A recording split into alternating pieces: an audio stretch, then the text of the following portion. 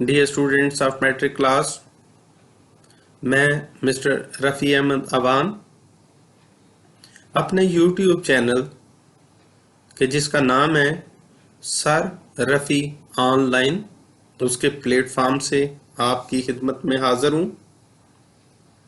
Dear students, मैं अपनी तमाम वीडियोस के अंदर इस बात की कोशिश करता हूँ कि टॉपिक को इंतहाई सिंपल और दिलचस्प बनाया जाए ताकि वो आपके लिए फ़ायदेमंद साबित हो। मेरी ख्वाहिश है डियर स्टूडेंट्स कि अगर आपको इस वीडियो के टॉपिक की समझ आ जाए तो मेरे चैनल को लाइक भी करें, सब्सक्राइब भी करें और बेल आइकन के बटन को प्रेस कर दें ताकि मेरी नई आने वाली वीडियोस से आप लोग मुस्तफ़ीद हो सकें।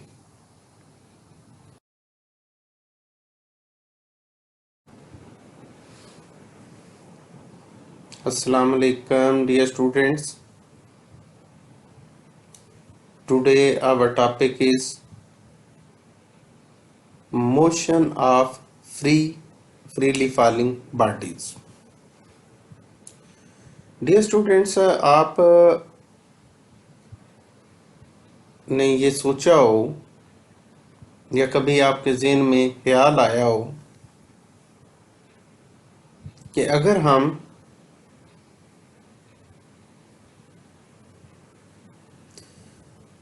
ये मैंने एग्जांपल दी है लीनिंग टावर ऑफ पीसा की।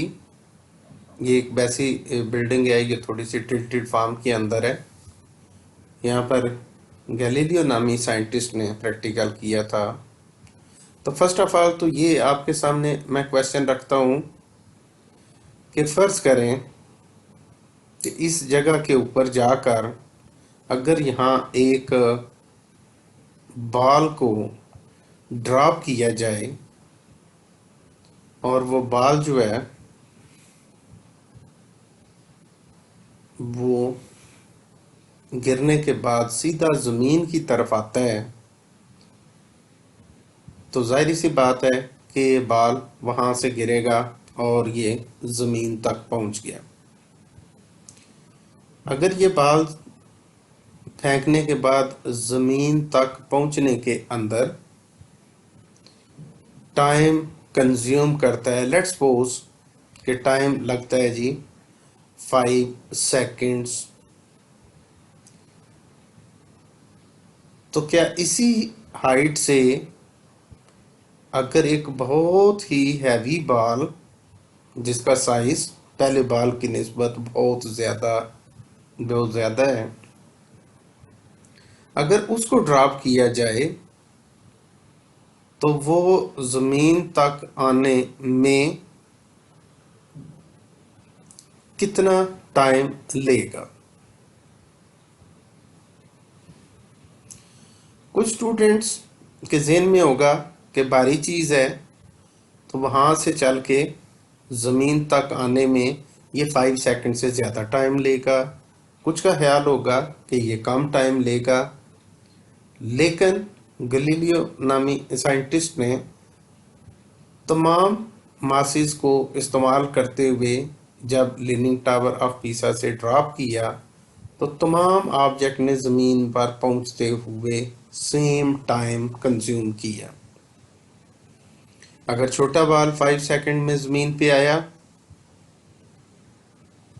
For example this is ball A, तो अगर बड़े बॉल को फेंका गया तो वो भी ज़मीन को टच किया 5 सेकंड्स के अंदर। तो डियर स्टूडेंट्स, इससे ये बात तो क्लियर हो गई कि मास चाहे छोटा हो या बड़ा हो, जब भी कोई चीज़ किसी हाइट से गिराई जाती है तो वो गिरते हुए उसके अंदर एक्सेलरेशन यूनिफॉर्म रहता है।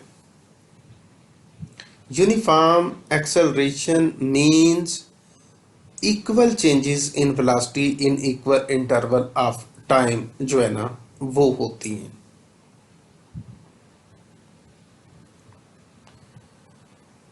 अगर डियर स्टूडेंट्स इसके अंदर देखा जाए तो हम इस चीज़ को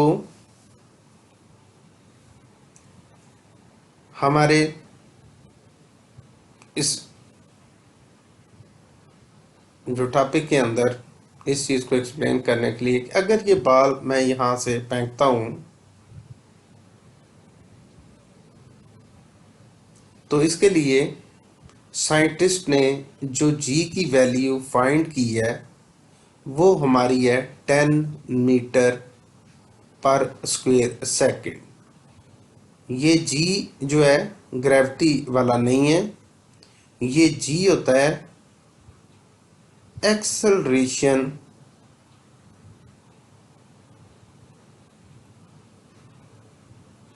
due to gravity.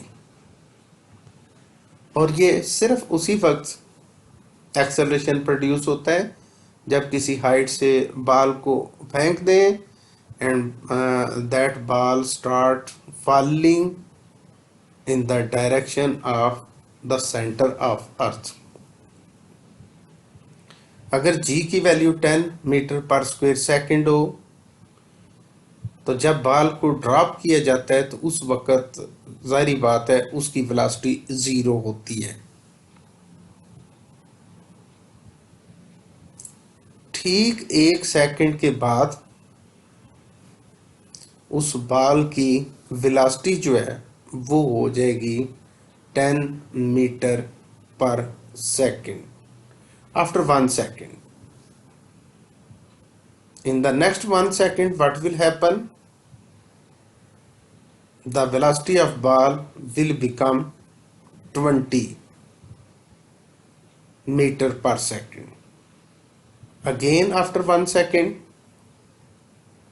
the velocity will become 30 meter per second. Again, after 1 second, velocity become 40 meter per second. And before touching the ground, हमने इसमें ये नहीं देखना होता कि बॉल जमीन पे गिरा, कुछ थोड़े से जंपिंग की और रुक गया तो हम कहें कि उसकी वेलोसिटी 0 है। नेवर।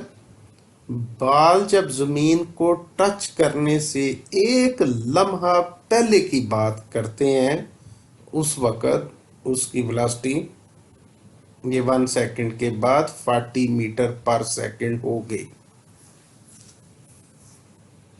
यानी वैल्यू ऑफ जी जो आपके सामने 10 मीटर पर स्क्वायर सेकंड लिखा हुआ है, इसका बेसिकली मतलब ये है कि if we drop a ball from a height at starting its velocity is 0, after 1 second its velocity becomes 10 meter per second, after more 1 second its velocity 20 meter per second। यानी simply ये हम समझ सकते हैं कि हर गुजरने वाले सेकंड के बाद उस बॉल की वेलोसिटी के अंदर 10 मीटर पर सेकंड का इंक्रीज आता है। और अगर डियर स्टूडेंट्स बॉल को ड्रॉप करें तो हर सेकंड के बाद उसकी वेलोसिटी में अगर इंक्रीज हो रहा हो तो ऐसी सिचुएशन के अंदर एक्सेलरेशन जो है that is considered as positive. So at this time the value of g will be considered as 10 meter per square second. Positive acceleration is only because velocity is increasing after every second. Now dear students, if we drop a ball in the upward direction, उस वक्त ball की velocity कुछ भी हो सकती है, हमें उसका इल्म तो नहीं होता, लेकिन हम इसको इस सेंस में नहीं देखेंगे कि हमारे हाथ के ऊपर अगर कोई बॉल पड़ा हुआ है तो हम देखें जी अभी तो मेरे हाथ में है तो इसकी वेलोसिटी 0 है। उस हाथ के अंदर बॉल की वेलोसिटी को हम डिस्कस ही नहीं कर रहे। जब नीचे से ऊपर की तरफ फोर्स लगाने के बाद जब बॉल हमारे हाथ से रिलीज हो जाता है तो उस जो फोर्स हमने बॉल को प्रोवाइड की उस फोर्स की वजह से वो बॉल जब हमारे हाथ से अपवर्ड निकलता है तो उसकी कुछ ना कुछ वेलोसिटी vi जरूर होती है। लेट्स सपोज कि मैं इसको कंसीडर कर लेता हूँ या लेट कर लेता हूँ 40 मीटर पर सेकंड। 1 सेकंड के बाद बॉल की वेलोसिटी के अंदर 10 मीटर पर सेकंड की डिक्रीज होगी, यानी वेलोसिटी कम होगी, तो वो रह जाएगी 30 मीटर पर सेकंड। फिर नेक्स्ट सेकंड के बाद क्या होगा कि आफ्टर 1 सेकंड ये वेलोसिटी जो कि 30 थी ये कम होके 20 मीटर पर सेकंड रह जाएगी। And after more 1 second its velocity becomes 10 metre per second, and after 1 second more its velocity becomes, and at this stage velocity will be called final velocity, so it will be 0। हम इसमें अगर dear students इस चीज को जरा गौर से देखें तो चूंकि बाल को जब अपवर्ड फेंका गया, when ball is thrown in the upward direction its velocity start decreasing। if a velocity of a body is decreasing, then acceleration value is considered as negative acceleration, so we can say that in this example value of g is minus 10 meter per square second।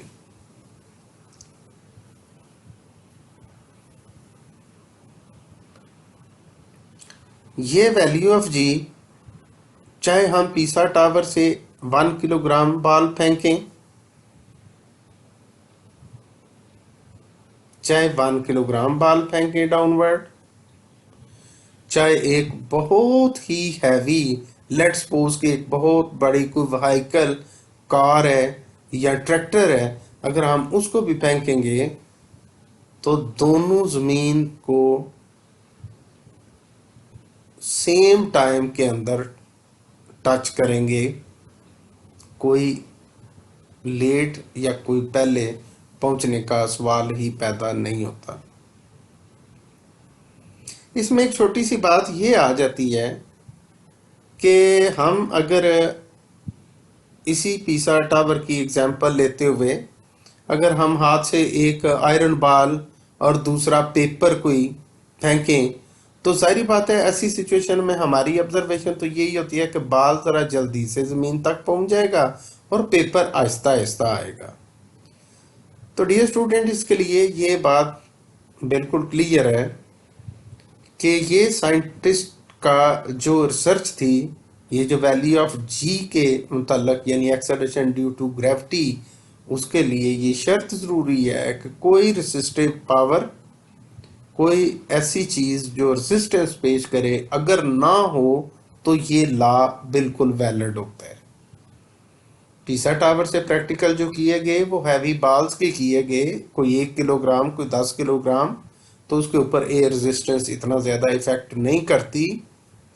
लेकिन अगर आप अपने practical को एक iron ball और एक छोटा सा किसी बर्ड का फीदर जो है उसको आप प्रैक्टिकल कि वो सेम नीचे आके गिरते हैं, तो उसके लिए अगर ये प्रैक्टिकल मून की सतह के ऊपर जाकर किया जाए, चूँकि वहाँ पर एयर नहीं है, तो डेफिनेटली वहाँ पर ये बिल्कुल प्रैक्टिकली देखा जा सकता है।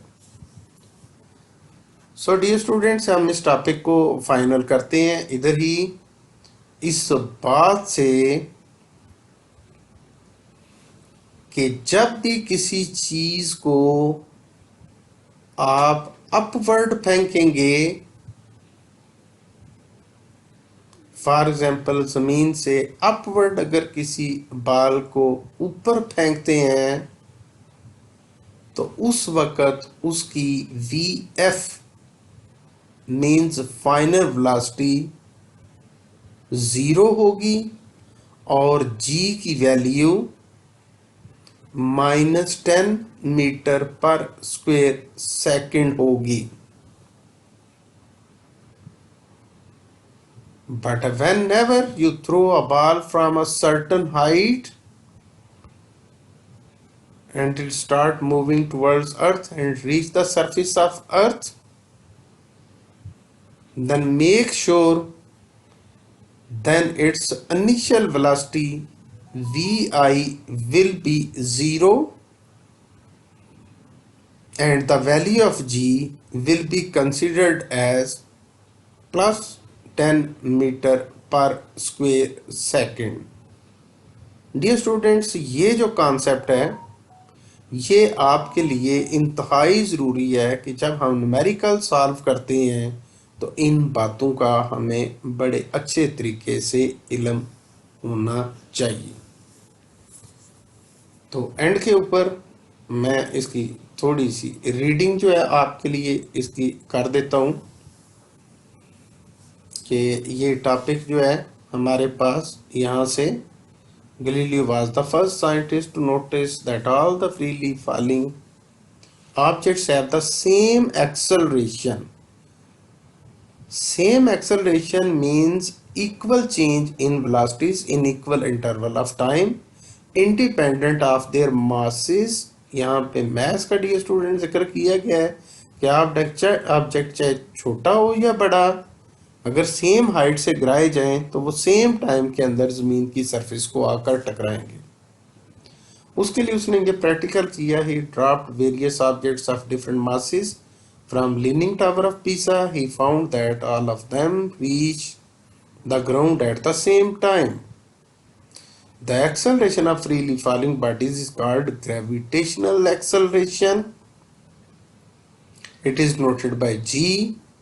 On the surface of Earth, its value is approximately 10 metre per square second. और यहाँ पे ये बड़ा ज़रूरी है कि for freely falling for bodies falling freely falling down freely value of g is positive. जब किसी ऑब्जेक्ट को ऊपर से नीचे गिराएंगे तो जी की वैल्यू हमेशा हम पॉजिटिव कंसीडर करेंगे, और नेगेटिव कब हम कंसीडर करेंगे? जब ball is thrown vertically upward. Vertically upward में ये बात ज़हन में रखनी है कि आपने बॉल को इस तरीके से अगर फेंक दें या इस तरीके से फेंक दें, फिर जी की वैल्यू जो है उसको हम 10 कंसीडर नहीं करेंगे। जब बॉल को सीधा 90 डिग्री के ऊपर upward फेंकें, then we will consider the value of g as 10. I hope dear students कि आपको इसकी समझ आ गई होगी। आपने इसको अच्छे तरीके से प्रिपेयर कर लेना है।